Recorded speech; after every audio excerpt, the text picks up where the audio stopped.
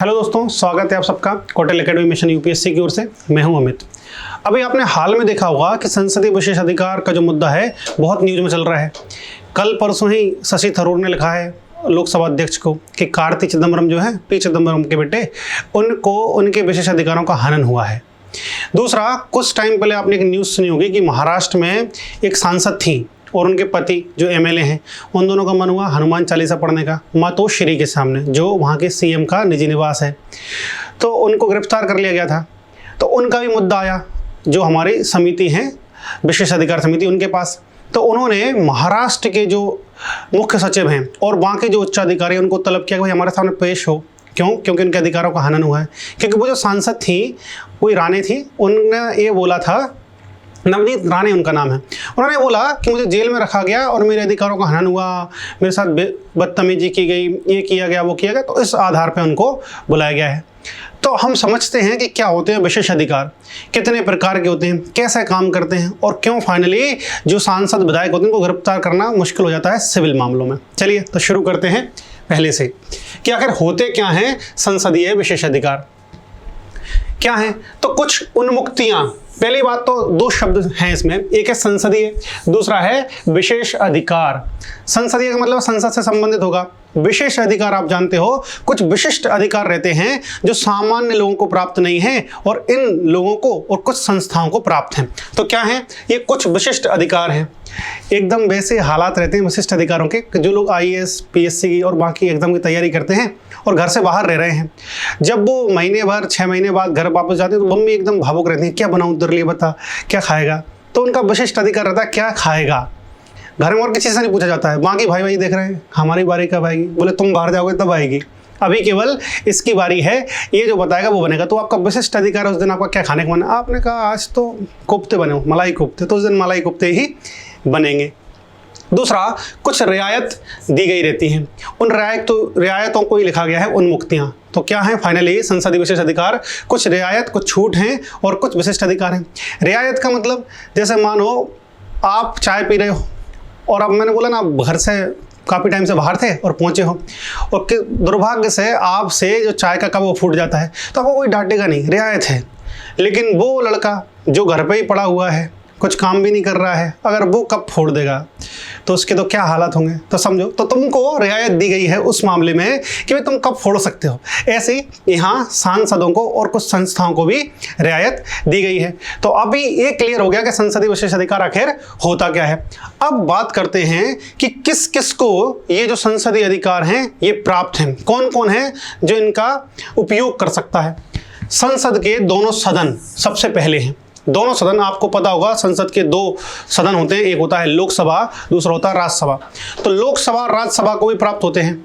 जब हम समझेंगे ना कितने प्रकार के अधिकार होते हैं, तब आपको पता चलेगा कि संसद के सदन कैसे उपयोग करते हैं, क्योंकि व्यक्ति के विशेष अधिकार होते हैं। तो यहाँ भी दोनों सदनों के विशेष अधिकार होते हैं। दूसरा, सदस्यों के, संसद का सदस्य कौन होता है? सांसद होते हैं संसद के सदस्य। तो उन सांसदों को भी अधिकार प्राप्त हैं, तभी उनकी गिरफ्तारी होना मुश्किल रहता है। अगला, संसद में कई समितियां होती हैं, आपने कई सारी समितियों के नाम सुनोगे, उन समितियों को भी ये अधिकार प्राप्त हैं। ठीक है। चौथा आता है महान्यायवादी।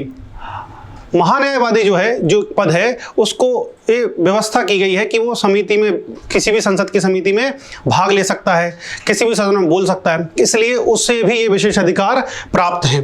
तो याद रखिए, संसद के जो विशेष अधिकार हैं वो दोनों सदनों को, सदस्यों को, समितियों को और महान्यायवादी को प्राप्त हैं। अगला, कहाँ से पता चलता है कि संसदीय विशेष अधिकार की व्यवस्था की गई है? तो एक आर्टिकल है, आर्टिकल 105 भारतीय संविधान का अनुच्छेद 105 संसदीय विशेष अधिकार की बात करता है। एक और आर्टिकल है, उस आर्टिकल का नाम है आर्टिकल 194। इसमें जो है वो विधायकों के लिए विशेष अधिकार की व्यवस्था है। लेकिन जो विशेष अधिकार इस 194 में दिए हैं वो एकदम डिट्टो, एकदम कॉपी है आर्टिकल 105 की। तो जो सांसदों को विशेष अधिकार प्राप्त हैं वही विधायिका, मतलब विधानमंडल जो रहते हैं, विधानसभा के नाम से आप उनको जानते हुए, विधानमंडल जो रहते हैं और विधायक रहते हैं उनको भी प्राप्त हैं। अगर सांसद गिरफ्तार नहीं होगा तो विधायक भी गिरफ्तार नहीं हो सकता है। अब देखते हैं कि 105 में क्या लिखा है।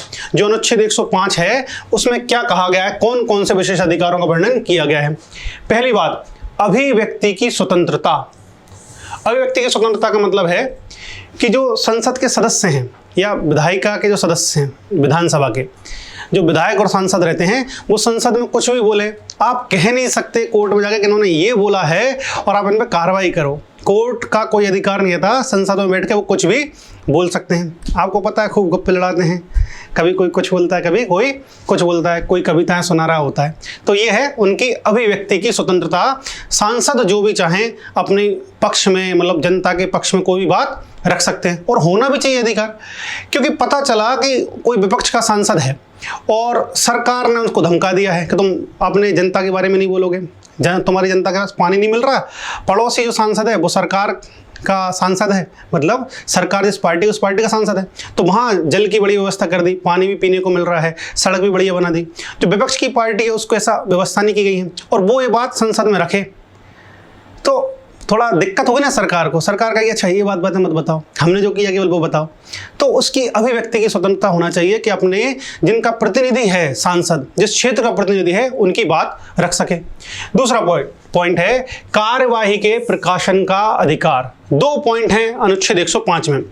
देखो, संसद चाहे तो अपनी कार्रवाई का प्रकाशन कर सकती है। अब तो टीवी पर भी दिखाए जाते हैं, संसद टीवी जो है उन पर लाइव चलता है अब तो, कि कैसे कैसे प्रक्रिया चल रही है, आप देख सकते हो उसको लाइव। तो प्रकाशन के अधिकार है।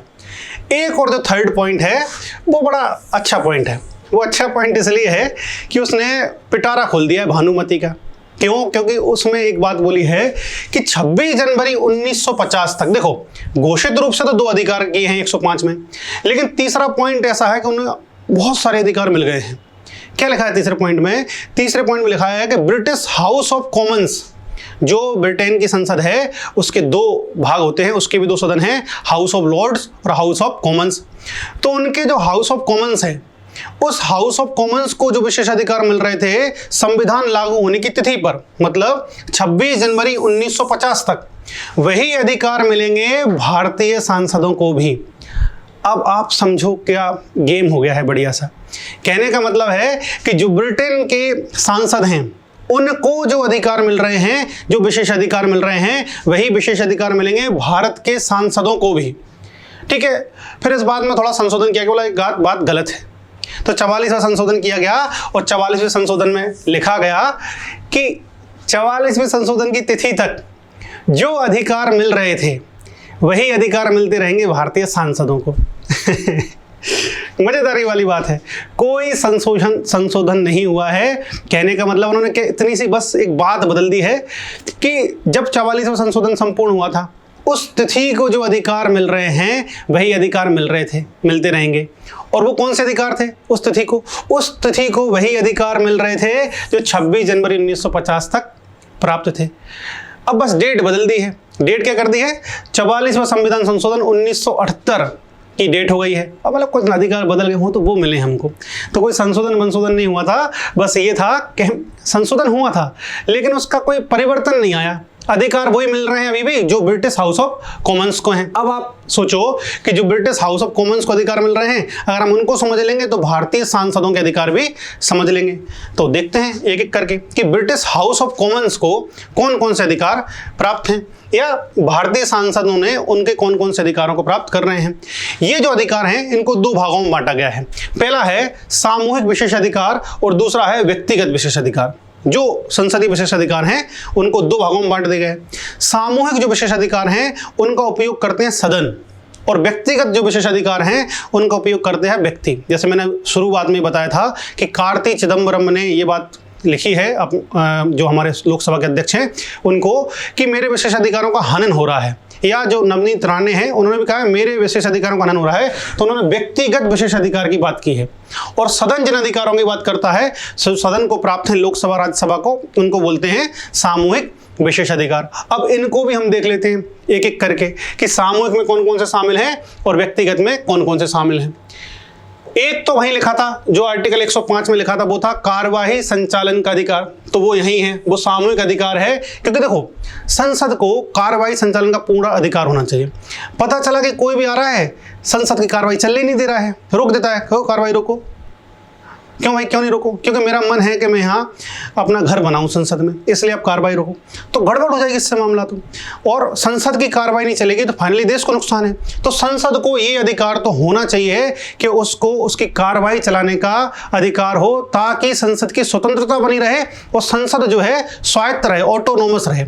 ऑटोनोमस का मतलब अगर संसद में किसी और का नियंत्रण हो जाएगा तो हमारे जो कानून बनेंगे वो किसी और व्यक्ति के नियंत्रण से बनेंगे। इसलिए संसद को खुद को स्वतंत्र और स्वायत्त बने रहने के लिए कार्यवाही के संचालन का अधिकार होना चाहिए और प्राप्त भी है। दूसरा, अच्छा ये लिखा हुआ था उसमें कार्यवाही के प्रकाशन का अधिकार 105 में।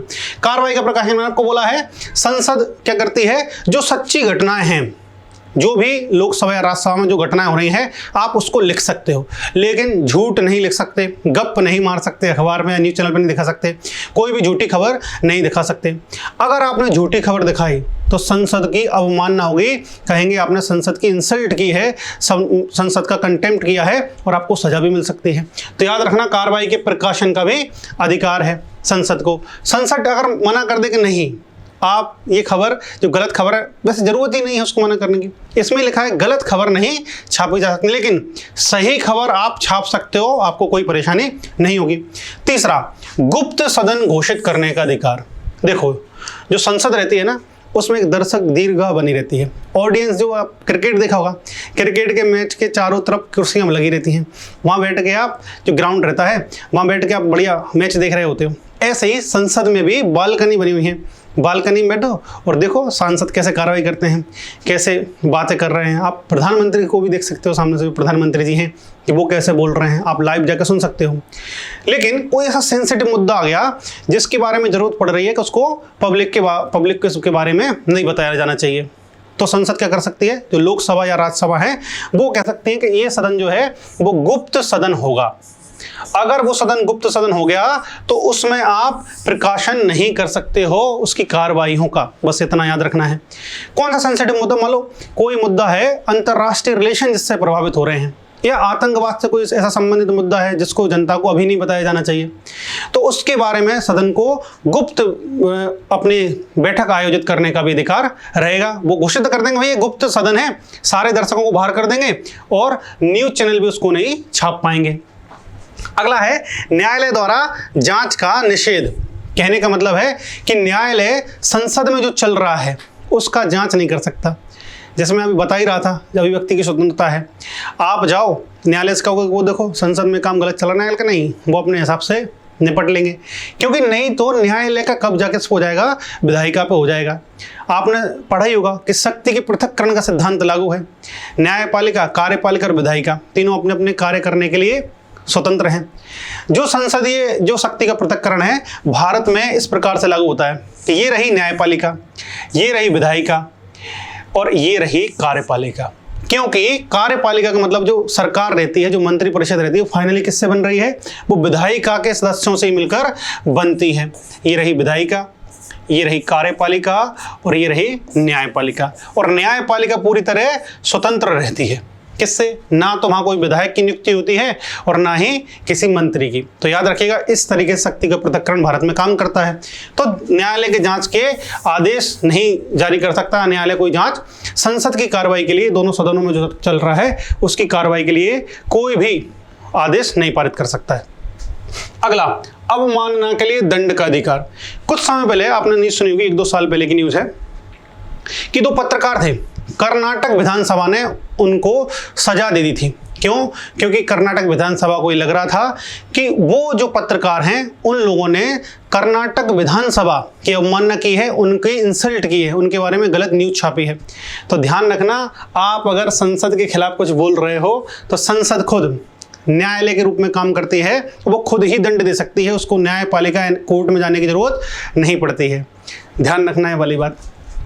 अगला है सदन के क्षेत्र में कानूनी कार्रवाई का निषेध। देखो, ये रही संसद मानो, और यहां खड़े हो आप, और आपको पुलिस को गिरफ्तार करना है क्योंकि आप चोरी करके भाग आए हो। जब आप चोरी करके भाग आए हो तो पुलिस यहीं रुक जाएगी। ये लक्ष्मण रेखा है पुलिस की। क्यों रुक जाएगी?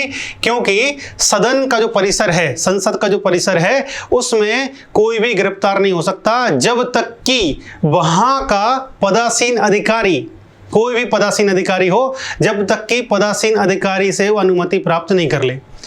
ये मैंने आपके बारे में बताया जबकि आप सांसद नहीं हो, तो ठीक है।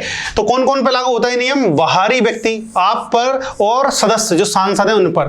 कहने का मतलब है कि अगर आप संसद के परिसर में पहुंच गए, आप सांसद हो या नहीं हो, आपको गिरफ्तार करने से पहले वहां के पीठासीन अधिकारी से अनुमति लेनी पड़ेगी। इतनी स्वतंत्रता है, आप सोचो। अब आप दिमाग लगा रहे होगे कि किसी को थप्पड़ मार के संसद में घुस जाऊंगा, तो हाल परमिशन दे देंगे आपकी कि ले जाओ इसको गिरफ्तार कर लो। इतना होशियार बनने की जरूरत नहीं है उसमें। अगला, अगर आप सिविल अपराधी हो या क्रिमिनल, मतलब अगर आपने किसी का मर्डर कर दिया और फिर संसद के परिसर में चले गए, तब भी अनुमति की जरूरत पड़ेगी। सोचो, इतनी अधिकार है, इतना बढ़िया अधिकार है। लेकिन मैंने बता दिया आपको घुसने नहीं देंगे, तो आप सोचना मत। और अगर घुस भी गए तो तुरंत अनुमति देंगे, इसको तो पकड़ के लेके जाओ, पहले ध्यान रखना। तो चाहे वो क्रिमिनल केस हो चाहे सिविल केस हो, दो तरह के केस होते हैं। एक सिविल जिसमें शादी विवाह इन सबसे संबंधित मामले होते हैं, दूसरा रहता है क्रिमिनल जिसमें मर्डर चोरी इन सब वाले मामले आते हैं। जो संगीन जुर्म रहते हैं वो क्रिमिनल वाले जुर्म रहते हैं, और जो ऐसे मुद्दे रहते हैं उनको बाद मतलब थोड़ा बहुत समझौते सुलझाया जा सकता है, उनको सामान्यतः सिविल में रखा जाता है।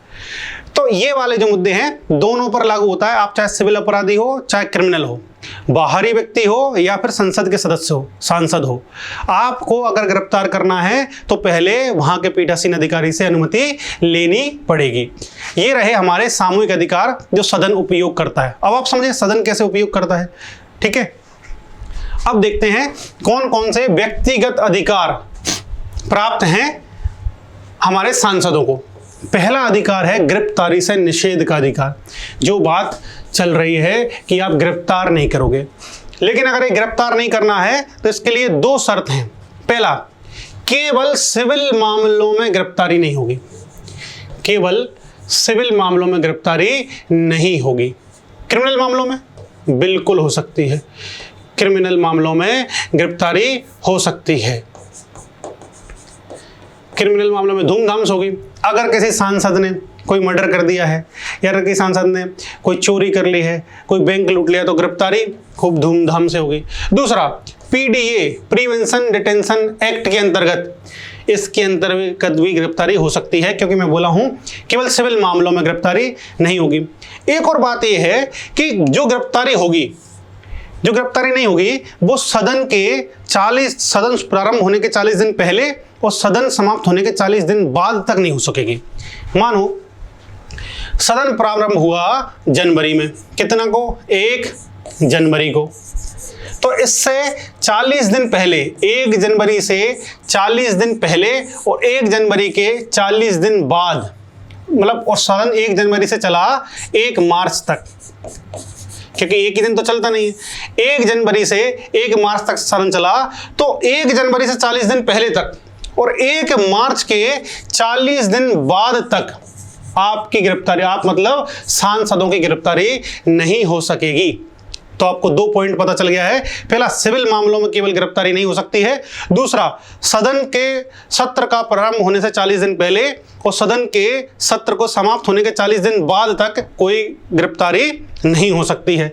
ये रहा किसके बारे में? हमारे संसद के सदस्यों के बारे में, सांसदों के बारे में। लेकिन अगर उन्होंने कोई क्रिमिनल अपराध किया है, पीडीए के अंतर्गत उनको गिरफ्तार किया जाना है, तो आराम से धूमधाम से गिरफ्तारी हो सकती है। दूसरा जो अगर पॉइंट था, अभिव्यक्ति की स्वतंत्रता, तो खूब धूमधाम से आप बोल सकते हो, अपने जनता का पक्ष रख सकते हो, गप भी मार सकते हो, जोक भी सुना सकते हो, आपको स्वतंत्रता है। तीसरा पॉइंट है गवाही देने से स्वतंत्रता। जब संसद का सत्र चल रहा होता है, सदन चल रहा, लोकसभा राज्यसभा के सत्र चल रहे होते हैं, तो क्या चाहे क्रिमिनल केस हो या सिविल, गवाही देने से स्वतंत्रता होती है। कहने का मतलब है जैसे आप हो, आप चश्मदीद गवाह हो किसी मर्डर के या किसी एक्सीडेंट के, तो पुलिस आपको भेजेगी, आ जाना भाई 12 बजे, आप चुपचाप चले जाओगे, क्योंकि आपको पता है अगर मैं नहीं जाऊंगा तो वो आएंगे पुलिस वाले, और पुलिस वाले आए, इससे अच्छा मैं चुपचाप से पहुंच जाऊँ। आप चुपचाप से थाने में पहुंच जाओगे, कोर्ट में पहुंच जाओगे और गवाही दे आओगे। लेकिन अगर कोई चश्मदीद गवाह है, सांसद या विधायक, तो वो उसको भेजा कि भाई आ जाओ गवाही देनी है 12 बजे, कहेगा नहीं मैं नहीं दे रहा अगर आप गवाही, तो उसको गवाही देने से स्वतंत्रता है। वो मना कर सकता है कि मैं गवाही नहीं दूंगा और उससे कोई जोर जबरदस्ती नहीं की जाएगी। ठीक है, ये वाली बात आप याद रखिए। अब जो संसदीय विशेषाधिकार हैं, इन मामलों को देखने के लिए समितियां बनाई गई हैं। लोकसभा में अलग समिति है और राज्यसभा में अलग समिति।